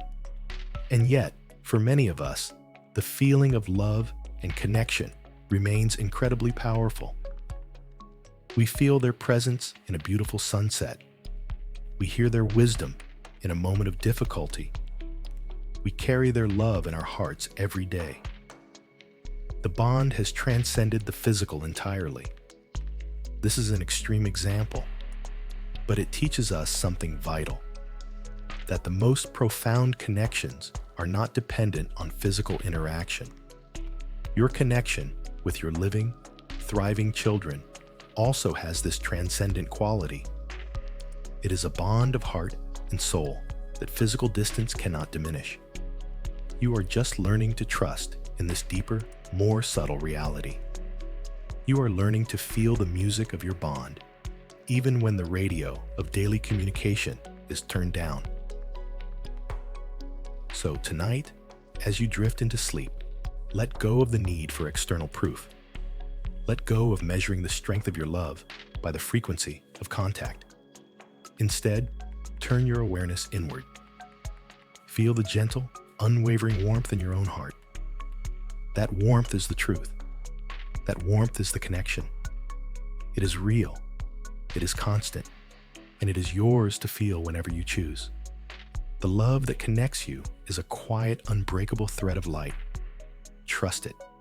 Rest in it. It is holding you, and it is holding them in a perfect, loving embrace, right now and always. Sleep in that certainty. Let's explore another gentle reframing of your role, one that moves from a place of active management to one of steady, quiet presence. For many years, you were the central hub of the family. Everything revolved around you. Schedules, meals, decisions, emotional support. You were the sun in the family solar system, and the planets of your children's lives were held in a close, predictable orbit by your gravitational pull. It was an active, demanding, and vital role. But as they have grown and moved into their own orbits, trying to maintain the position of the central hub becomes exhausting and ultimately impossible. The system has changed. A new model is needed, one that honors both your importance and their autonomy. So let's consider a new role, a new metaphor. You are no longer the hub, but you are becoming the lighthouse. Think about the nature of a lighthouse. It does not chase after the ships. It does not try to steer them or shout instructions across the water. It does not panic when the ships sail out of sight. The lighthouse has a different kind of power. Its job is to be steady, to be reliable, to hold its light in one place, unwavering. Its power is in its constancy. The ships, out on the vast and sometimes stormy sea of their own lives, know that the lighthouse is there. They may not see its beam for days or weeks at a time as they explore new waters, but they carry the knowledge of its location in their hearts and on their charts. They know that if a storm comes, if they lose their bearings, if they feel lost in the darkness, they can always turn their eyes toward the horizon and search for that familiar, steady light. The light is a promise of safety, of home, of a fixed point in a changing world. This is your new role. Your power is no longer in doing, but in being that constant guiding light that they know is always there. There's a quiet, profound strength in this position. The hub is a role of constant activity, often fueled by anxiety and the need to control. The lighthouse is a role of deep, grounded peace. It requires a trust in the ship's own captains to navigate their course. It requires a letting go of the need to be involved in every detail of the journey. The lighthouse's confidence comes not from managing the ships, but from the unwavering strength of its own foundation and the reliability of its own light. Your foundation is the lifetime of love and wisdom you have already given them. Your light is your continued presence, your unconditional love, your quiet belief in their ability to navigate their own lives. You no longer need to be on the boat with them, frantically managing the sails. You can now stand on the solid rock of the shore, tending your light, and trust the journey. This shift can bring an incredible sense of peace. You are released from the impossible burden of trying to control their lives from a distance. You are freed to focus on your own essential task, keeping your own light burning brightly. Let's affirm this new identity. Place a hand gently on your heart and say to yourself, I am the lighthouse. My presence is a constant comfort, even when I am not in their view. Feel the quiet dignity in those words. It acknowledges that your importance has not vanished. It has transformed. It has matured from a hands-on, active role to a more subtle, energetic, and perhaps even more powerful one. The hub is needed only in the beginning stages of building. The lighthouse is a source of guidance for a lifetime. Its value does not diminish with time, it increases. The older the lighthouse, the more storms it has weathered, the more reliable its light becomes. You are growing into a place of deep wisdom. Your life experiences, your own navigated storms, all contribute to the brightness of your light. You are becoming an elder, a beacon, a point of reference. This is not a diminished role. It is an elevated one.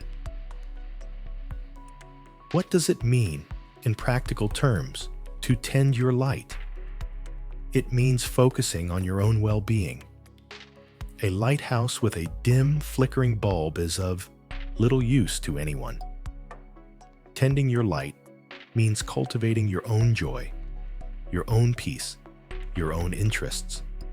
It means finding what makes you feel alive and vibrant, independent of your role as a parent. When you are happy, when you are at peace, when your life is full, your light naturally shines more brightly. Your children, from a distance, can sense that. A parent who is thriving in their own right is a source of immense comfort and freedom for an adult child. It relieves them of the unspoken burden of feeling responsible for your happiness. When they know your light is shining brightly on its own, they are free to navigate their own adventures without guilt, secure in the knowledge that their home base is strong and self-sufficient. So, tending your light is not a selfish act. It is, in fact, the greatest gift you can now give them. Your presence is a constant comfort, even when you are not in their view. Let's unpack that last part. This is the essence of trust. It is the belief that the love and security you provided are now internalized within them. You have become a part of their inner landscape. They carry your voice, your wisdom, your unconditional acceptance inside them. When they face a difficult choice, a part of them already knows what you would say. When they need comfort, a part of them can already access the feeling of your love. This is the ultimate success of your parenting. You have become a portable source of strength for them. Your physical presence is no longer a prerequisite for them to feel your support. This is a profound and beautiful truth. The connection is now cellular, psychological, spiritual. It's in the very architecture of their being. So even when weeks go by without a call, your comforting presence is still with them, working quietly in their lives, a steadying influence, a moral compass, a silent cheerleader. Embracing the role of the lighthouse can also change the nature of your interactions. When you do connect, you are no longer calling from the position of the anxious hub, needing information and reassurance to feel okay. You are calling from the position of the calm, steady lighthouse. You are simply shining your light. You are offering your warmth and your wisdom without attachment to the outcome. You can listen more deeply because your own needs are not so desperately on the line. You can offer perspective rather than prescription. You become a true safe harbor, a place they want to turn to, not because they have to, but because your presence is genuinely peaceful, wise, and comforting. You transform from the manager of their life to the trusted consultant, the wise counsel. This is a role of immense honor, and one that is far more sustainable and joyful in the long run. So tonight, as you prepare for sleep, let the image of the lighthouse fill your awareness.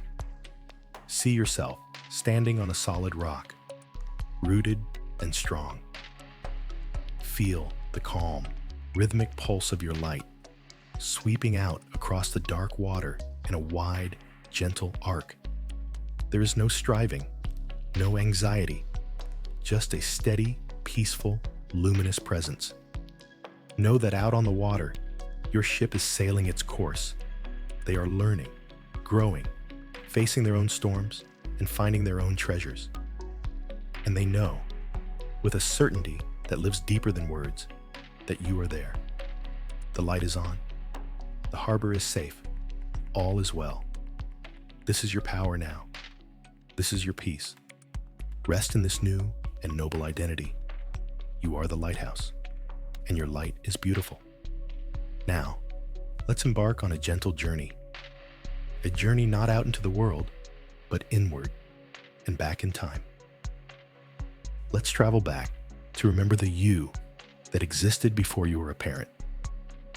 For many of us, the role of mother or father becomes so central, so all-encompassing, that the person we were before can feel like a distant echo, a character from a novel we once read.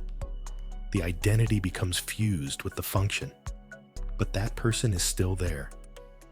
They have been waiting patiently, living quietly beneath the surface of scraped knees, parent-teacher conferences, and endless loads of laundry.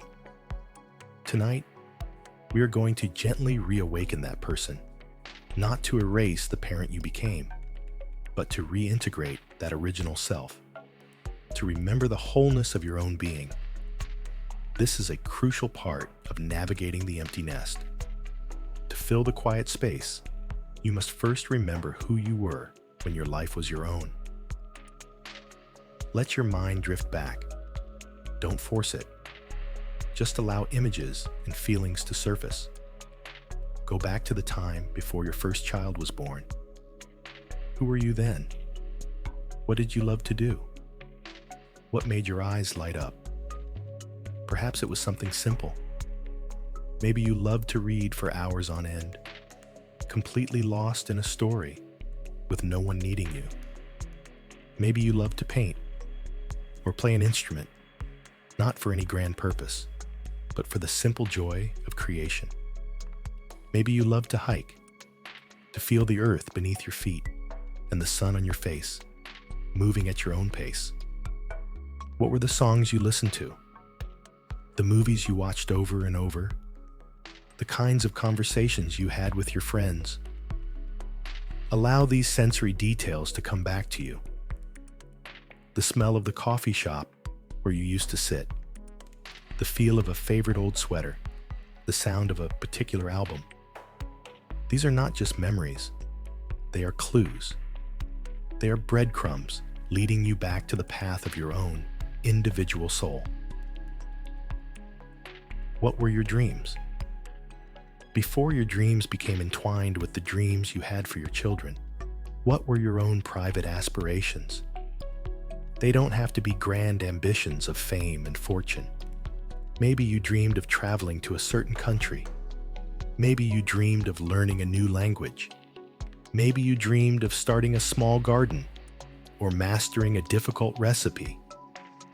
These quiet, personal dreams often get placed on a high shelf, deferred for a someday that never seems to come. Well, someday is beginning to arrive. It is knocking gently on the door of this new season of your life. By remembering these dreams, you are not being resentful of the sacrifices you made. You are simply honoring the fact that you have always been a complete person with a rich inner world that existed long before you poured that richness into your children. Reconnecting with these dormant dreams is a way of reclaiming your own narrative. Your story did not begin with parenthood, and it does not end with the empty nest. It is a much longer, more fascinating book, and you are simply turning to a new and exciting chapter. Let's also remember the quiet inner landscape that belongs only to you. This is the part of you that is not defined by any role, not parent, not partner, not employee. It is the core of your being. It is your unique way of seeing the world, your sense of humor, your particular brand of wisdom, your innate curiosity. For years, this inner landscape may have been primarily focused on your children. Your thoughts, your worries, your hopes were all trees growing in that soil. Now, with more space, you have the opportunity to cultivate that landscape for its own sake. You can plant new seeds of interest. You can water old, neglected hobbies. You can simply sit by the quiet stream of your own consciousness and listen without the constant interruption of someone else's needs. What are you curious about now? What questions are tickling the back of your mind? Is there a subject you've always wanted to learn more about? A skill you've wanted to develop? A part of your own community you've wanted to explore? This reawakening of your own self is not about filling every moment with frantic activity. It's not about creating a new to-do list to replace the old one. It is a much gentler, more profound process. It is about reestablishing a deep and loving friendship with yourself. It is about learning to enjoy your own company again.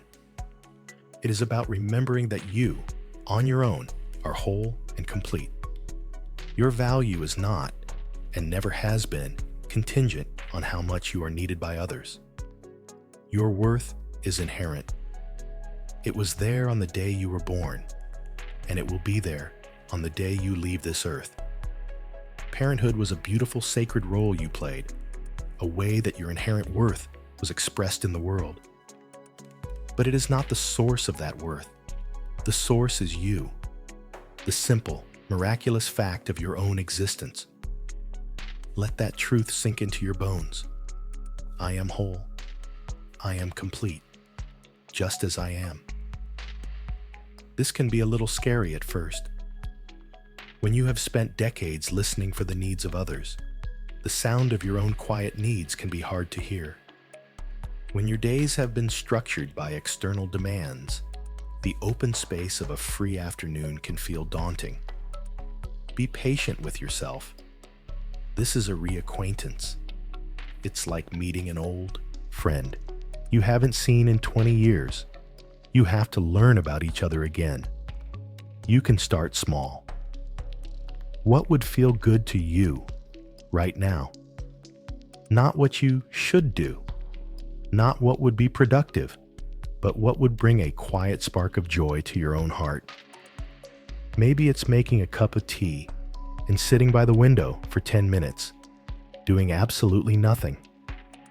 Maybe it's putting on that old album you used to love and letting the memories wash over you.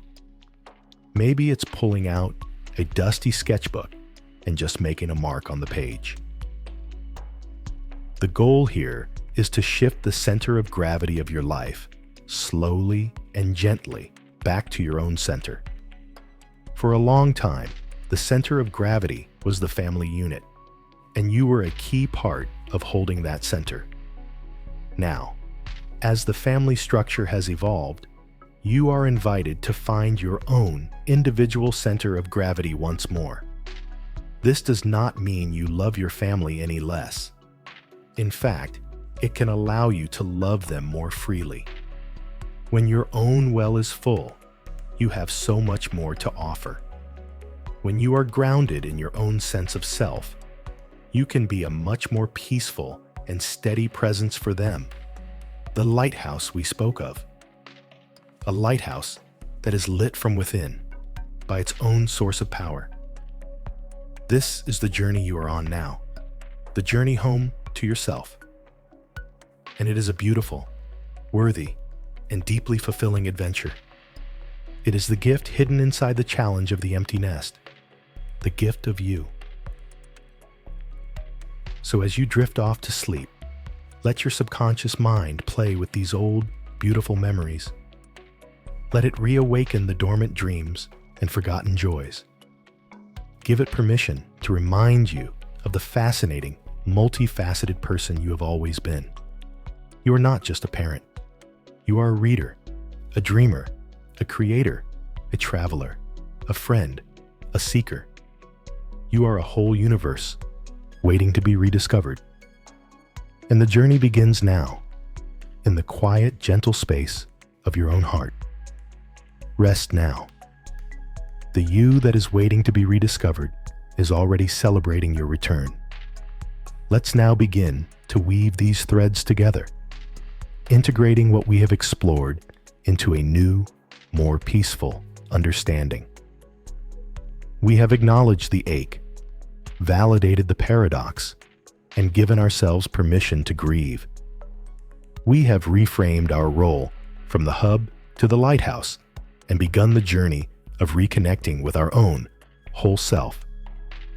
Now, we can start to weave these insights into the fabric of our daily lives, creating a new story that feels both true and comforting. The central thread of this new story is a profound and liberating truth. Their growth does not diminish you. It expands the story of your family. For a long time, the story of your family was a single, tightly woven narrative. It was the story of us, living under one roof, sharing daily life, moving through the world as a single unit. But as your children have grown, the story has not ended. It has simply branched out. It has become a richer, more complex saga with multiple fascinating subplots. Imagine your family story as a magnificent, ancient tree. For many years, you were focused on nurturing the main trunk. You poured all your energy into making it strong, healthy, and resilient, and you succeeded. Now, that strong trunk has begun to sprout thick, vibrant branches. Each child is a branch, reaching out in its own unique direction, growing towards its own source of light. These branches are creating their own smaller branches, their own leaves, their own flowers and fruit. The tree is becoming larger, more intricate, more beautiful than ever before. From your perspective, at the base of the trunk, you might feel a sense of loss for the simple, solid unity of the early days. But if you could see the tree in its entirety, you would see that its glory has not been diminished. It has been magnified. Their growth, their branching out, is not a loss to the tree. It is the tree's ultimate expression of life. It is the fulfillment of the trunk's purpose. Their individual stories do not replace the family story. They add new, exciting chapters to it. When you see their lives this way, it changes everything. A phone call where they tell you about their new job or a new friendship is not a reminder of your distance from their life. It is a report from one of the beautiful, thriving branches. You are hearing a story from a new part of the family tree that you helped to create. You can listen with a sense of wonder and pride, knowing that the strength of their branch is directly connected to the health of the trunk you so carefully nurtured. This integration means holding both the memory of the unified trunk and the reality of the branching tree in your heart at the same time. You can cherish the past without clinging to it. You can celebrate the present without feeling excluded from it. This is the wisdom of integration, seeing the whole picture, the entire life cycle of the tree, and finding beauty in every single stage. It is the peace that comes from accepting the natural, beautiful truth of growth. Another vital part of this integration is to consciously honor your own journey and the wisdom you have gained. You are not the same person you were when you first became a parent. You have been shaped and transformed by the experience in profound ways. Think of the skills you have developed: patience beyond measure, the ability to love unconditionally, the resilience to weather countless storms, the wisdom to know when to speak and when to be silent. These are not small things. These are the qualities of a deeply wise and compassionate human being. This new season of your life is not an empty space to be filled. It is a grand stage upon which you can now consciously practice and enjoy this hard-won wisdom. You have graduated from the intense, hands-on training program of parenthood, and you are now a master of the craft. Honoring your journey means looking back, not just with nostalgia, but with a deep respect for the person who navigated it all. Respect the young, sleep-deprived parent who was learning on the job. Respect the parent of a teenager who had to find the delicate balance between holding on and letting go. Respect the courage it took, day after day, year after year, to put another human being's needs before your own. You have done a remarkable thing. You have participated in the sacred act of creation and nurturance. Allowing yourself to feel a sense of profound pride and respect for your own journey is not arrogant. It is essential. It provides the solid ground upon which you can build this next chapter. When you are rooted in the knowledge of your own strength and wisdom, the winds of change do not feel so threatening. You know you can handle this because you have handled so much already. You are more capable, more resilient, and more wise than you have perhaps ever given yourself credit for. As you integrate these two streams of understanding, the expansion of the family story and the honoring of your own journey, a new feeling can begin to emerge. It is a feeling of deep, quiet peace. It is the peace that comes from acceptance, not a resigned acceptance, but a joyful, knowing acceptance of the beauty of life's natural cycles. It is the same peace a gardener feels in the autumn. The gardener does not weep because the vibrant blooms of summer are gone. They feel a quiet satisfaction for the successful harvest, and they know that the resting period of winter is necessary for the new life of spring. They trust the process. This is the peace you are invited into now. The peace of trusting the process. The peace of knowing that this season of quiet and distance is not the end of the story. It is a necessary and beautiful part of a much larger cycle of love and connection. You can hold the feeling of this peace in your body right now. Let it settle in your chest, a gentle warmth. Let it soften the muscles in your shoulders and your back. This peace is the feeling that comes when you stop fighting with reality. It's the feeling of letting go of how you think things should be and embracing them as they are. As they are, your children are thriving. As it is, your family story is expanding in beautiful and unpredictable ways. As you are a wise, strong, and complete person, standing at the beginning of a new chapter filled with possibility. There is nothing wrong with this picture. In fact, there is everything right with it. It is the picture of a life well lived and a love well given. Let this feeling of peace be your anchor. When the old feelings of sadness or loneliness arise, you can acknowledge them and then gently guide yourself back to this new, integrated feeling of peace. Yes, I feel that ache, you can say, and I also know the deeper truth of peace and acceptance. This is the work of wisdom, to hold the smaller, passing feelings within the larger context of a deep and abiding peace. You are not denying your emotions. You are simply building a larger, more beautiful house for them to live in. A house with many windows, letting in the light of perspective, understanding, and self-compassion. This house is your new inner home. It is strong, it is peaceful, and it is yours. Rest in this feeling of integration tonight. Rest in the knowledge that all the pieces of your story, the past, the present, the joy, the ache, are coming together to create a beautiful and coherent whole. You are not broken. You are becoming more whole than ever before. Sleep in that peace. Let's settle now into a place of deep trust. A trust that transcends the need for constant communication and finds its certainty in something quieter, yet far more profound. Let's explore the heart's unspoken language. So much of our anxiety about our grown children comes from a reliance on words.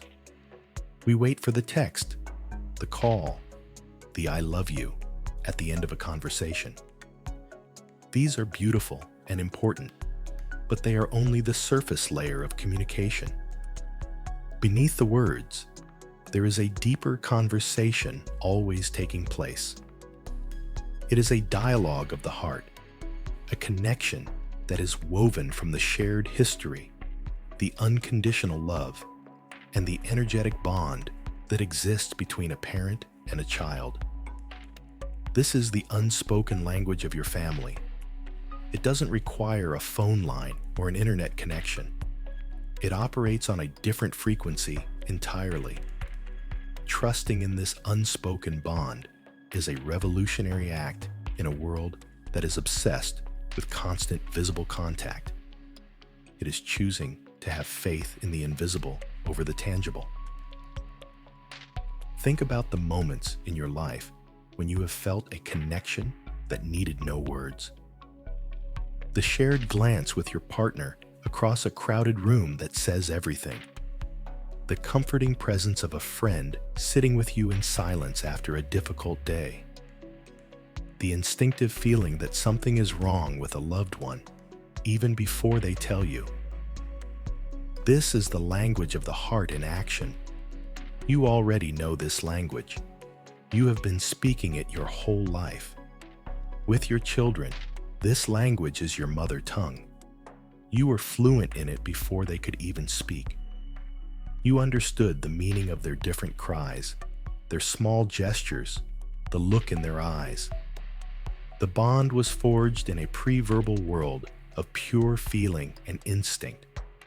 That original language has not disappeared. It has simply become quieter, operating in the background of your lives.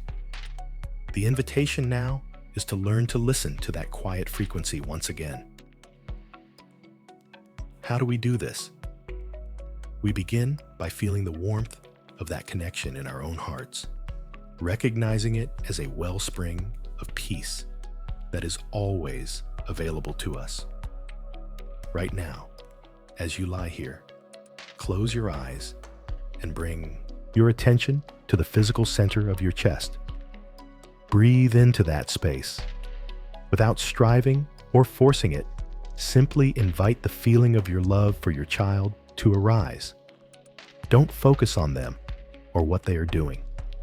Focus only on the feeling of love as it exists within you. It might feel like a warmth, a soft glow, a gentle expansion. This feeling is real. It is a physical, energetic presence within your body. This feeling is the source. It is the home base of your connection. It does not depend on them calling you. It does not depend on them texting you back. It is here, inside you, right now, complete and whole. This warmth is the truth of your bond. Everything else, the communication, the visits, the silence, is just the weather that passes over the surface of this deep, unchanging ocean of love. When you learn to source your sense of connection from this inner wellspring, you release yourself from the painful cycle of needing external proof. You stop being a ship tossed about on the waves of their communication patterns, and you become the ocean itself, vast, deep, and peaceful. The need for their validation begins to soften. You no longer need them to say, "I love you," for you to feel loved, because you are already sitting in the immense, undeniable feeling of the love that flows from your own heart. This is a profound shift. It moves you from a place of seeking and needing to a place of being and knowing. You become a self-sustaining source of love and peace. Paradoxically, when you arrive in this place, the energy you radiate becomes so calm and inviting that it often draws people closer to you, not out of obligation, but out of a genuine desire to be near that peaceful warmth. This practice of finding certainty within releases you from so much anxiety. The mental stories we tell ourselves during a period of silence can be torturous. Are they okay? Are they mad at me? Have they forgotten me? These stories are the product of a mind that is seeking evidence of connection from the outside. When you train your mind to turn inward for that evidence, the stories lose their power. When a fearful thought arises, you can meet it with this new practice. You can acknowledge the thought, my mind is worried because it's quiet. And then you can gently guide your attention back to your chest, back to the inner wellspring. You can feel the warmth and say to yourself, this is the truth. The love is here. The connection is here. All is well. You are essentially reparenting your own anxious mind, soothing it with the deep, embodied truth of the heart, rather than trying to argue with it or find external proof to quiet it. Trusting in this unspoken language also means trusting them. It means trusting that the seeds you planted are alive and well within them. Trusting that they carry your love with them, even if they don't consciously think about it every day.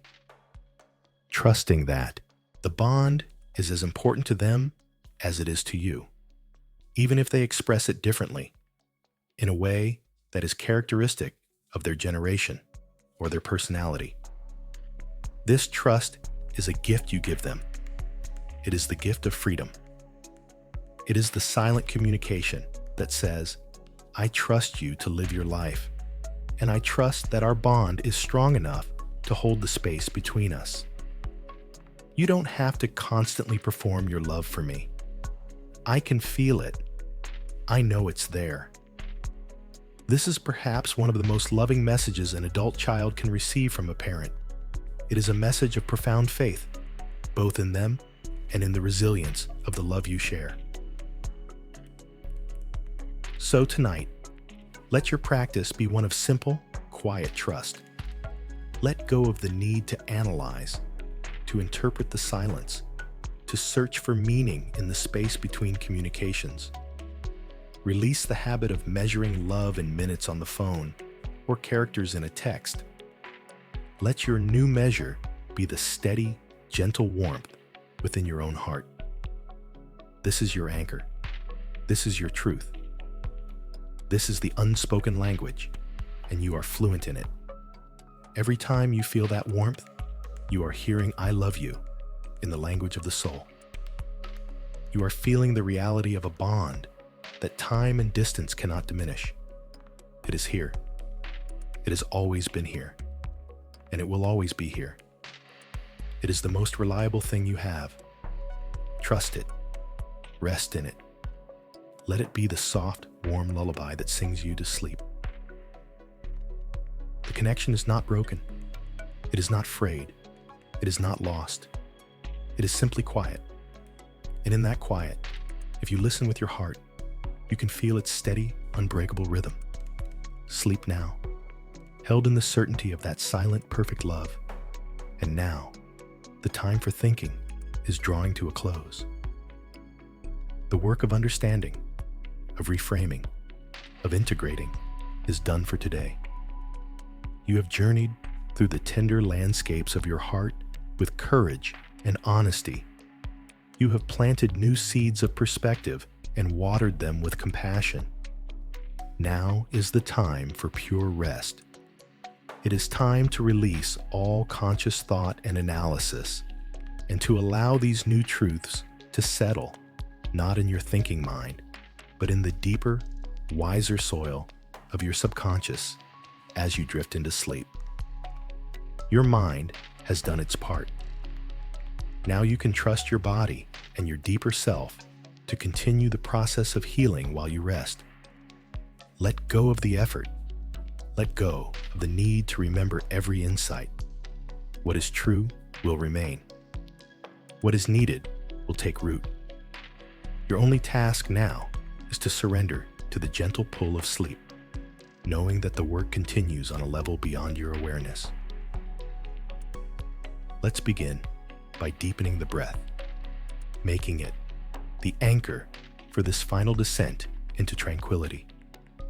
Take a slow, luxurious breath in through your nose, feeling your belly rise like a gentle balloon. Feel the air fill your lungs, bringing with it a sense of calm and quiet. And as you exhale, long and slow, through your mouth, release everything. Release the day. Release the worries. Release the effort of this meditation. Let the exhale be a soft sigh of surrender, a signal to your entire body that it is safe to let go completely. Let's do that again. A deep, nourishing breath in, drinking in the peace of this present moment. And a long, full breath out, releasing any lingering thoughts, any remaining tension, any need to figure anything out. Feel your body growing heavier with each exhale, sinking more deeply into the comfort of your bed. Let the rhythm of your breath be a gentle, rocking motion, like a boat being lulled by a calm sea, drifting you further and further away from the busy shore of your thinking mind. Now, let's guide this feeling of release through your body with a gentle scan. Bring your awareness to the very top of your head. Feel the scalp, the forehead, the small muscles around your eyes. And with your next exhale, imagine all the tension from this area melting away. Let your forehead become smooth and wide. Let your eyelids feel heavy and soft. Release the day's thoughts, the day's sights. Let them all dissolve. Now, bring your awareness to your jaw, your mouth, and your throat. This is an area where we hold so much tension, so many unspoken words. Consciously allow your jaw to unclench. Let your tongue rest gently in your mouth. And with your next exhale, release the need to speak, the need to explain, the need to pretend. Let this entire area become soft and open. Feel the release flow down into your neck and your shoulders, a place that carries the weight of responsibility. Imagine that weight as a heavy cloak, and with a deep exhale, let it slide off your shoulders, puddling on the floor, no longer yours to carry tonight. Feel the lightness, the freedom in that release. Let this wave of softness continue to flow down your arms, through your elbows, into your wrists, your hands, and all the way to the tips of your fingers. Your hands have done so much. They have held and fixed and carried and comforted. Now, it is their time to be held. Let them rest, open and receptive, completely at ease. Bring your awareness now to your chest and your heart center. This is the place where we have done so much feeling tonight. With a gentle breath in, acknowledge the tenderness there. And with a long, warm breath out, soothe that area.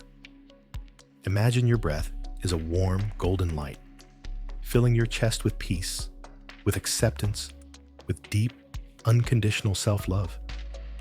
Let go of the ache. Let go of the longing. Just for tonight, let there be only peace.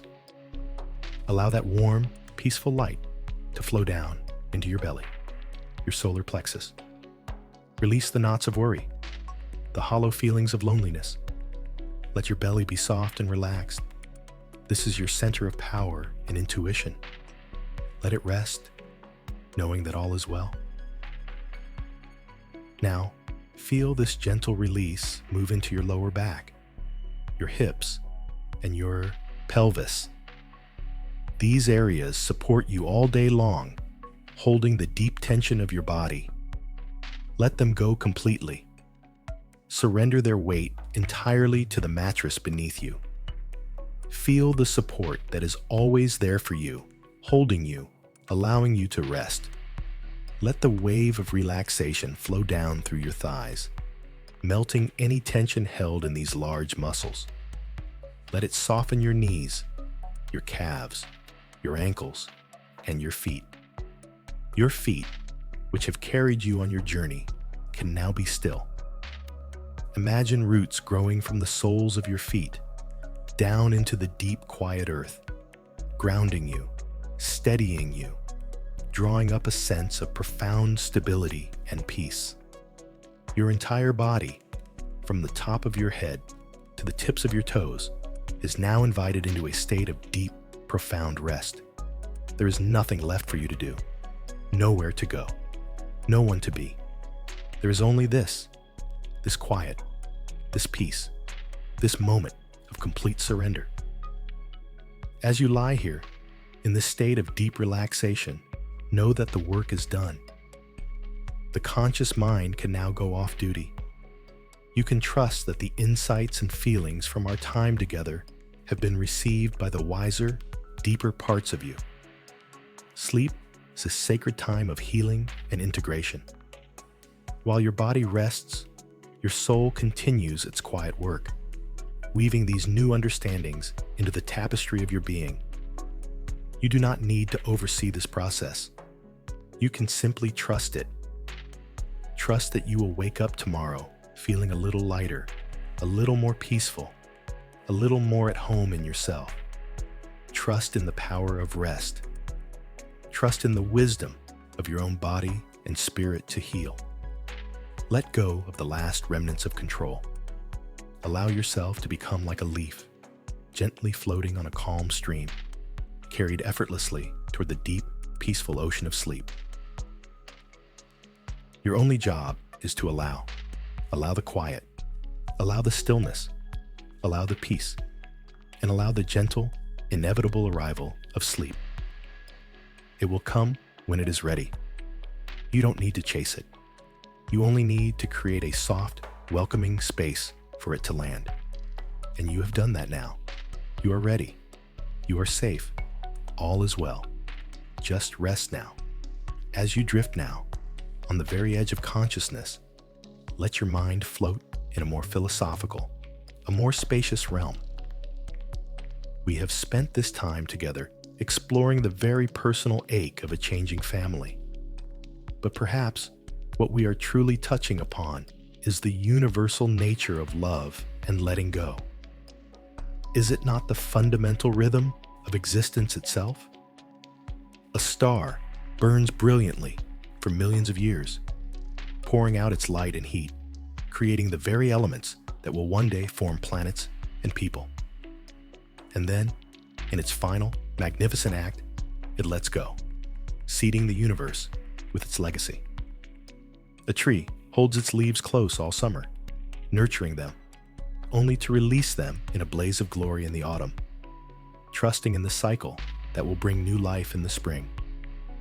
Perhaps our human hearts are simply playing out this cosmic, elemental dance. Perhaps this painful, beautiful process of raising a child and setting them free is our most intimate participation in the great, universal story of creation and release. What if this ache is not a personal wound, but a sacred echo of life's fundamental pattern? We have brought together the threads of so many ideas tonight. The quiet ache of the empty house, the paradox of pride and grief, the reframing of your role from the busy hub to the steady lighthouse, the rediscovery of the self that existed before parenthood, and the deep, abiding trust in an unspoken connection that distance cannot break. See all these threads, not as separate lessons to be memorized, but as different colored strands of a single luminous cord. And what does this cord spell out? Perhaps it spells out the word trust. Trust in the journey you have guided. Trust in the person they have become. Trust in the resilience of your own heart. Trust in the new chapter of your own life. And most profoundly, trust in the nature of love itself, that it can change its form, its expression, its proximity, without ever diminishing in its essence. As you float here, in this peaceful, pre-sleep state, let a few open questions drift by, like soft clouds. There are no answers required. The questions themselves are the point. What if the purpose of love is not to hold on forever, but to give something the strength to fly on its own? What if the quiet in your home is not an emptiness, but a sacred space, cleared and prepared for the next phase of your own soul's growth? What if your children's greatest gift to you now is the gift of returning you to yourself, to the person you were always meant to become, beyond any single role? Let these questions hang in the air, not as problems to be solved, but as gentle chimes, ringing with possibility. The universe is not asking you for an answer. It is simply inviting you into a deeper mystery, a more spacious understanding of your own life's journey. The ocean tide does not struggle to return to the shore. It is pulled by a force it does not need to understand. It simply lets go and allows itself to be drawn home. Sleep is like that tide. It is a natural, effortless homecoming. You do not need to strive for it. You only need to release your resistance, to let go of the day and allow the gentle, irresistible pull of rest to draw you in. Imagine that tide now, a calm, silver ocean under a starry sky. See the gentle waves rhythmically washing the shore, cleansing it, smoothing it. Your mind is that shore, and each wave of approaching sleep is washing away the last remnants of thought, leaving only a state of perfect, peaceful stillness.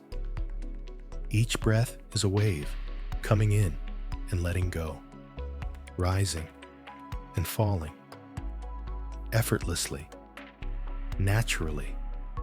There is nothing to do. The rhythm has taken over. It is carrying you now. The love you have given has not been lost. It has been invested. It is out in the world now, doing good, creating beauty, showing kindness. It is living in your children's actions, in their choices, in the way they treat other people. You have poured a river of love into the world, and that river continues to flow, nourishing places you may never even see. There is a deep and profound peace in this knowing. Your life's work is not over. It has simply become exponential. It is multiplying itself through the lives you have touched, and you, the source of that river, can now rest at the riverbank. You can simply be and know that the goodness you created continues its journey. The love is, and always will be, enough. You are loved. You are whole. All is well. Sleep now. Just rest.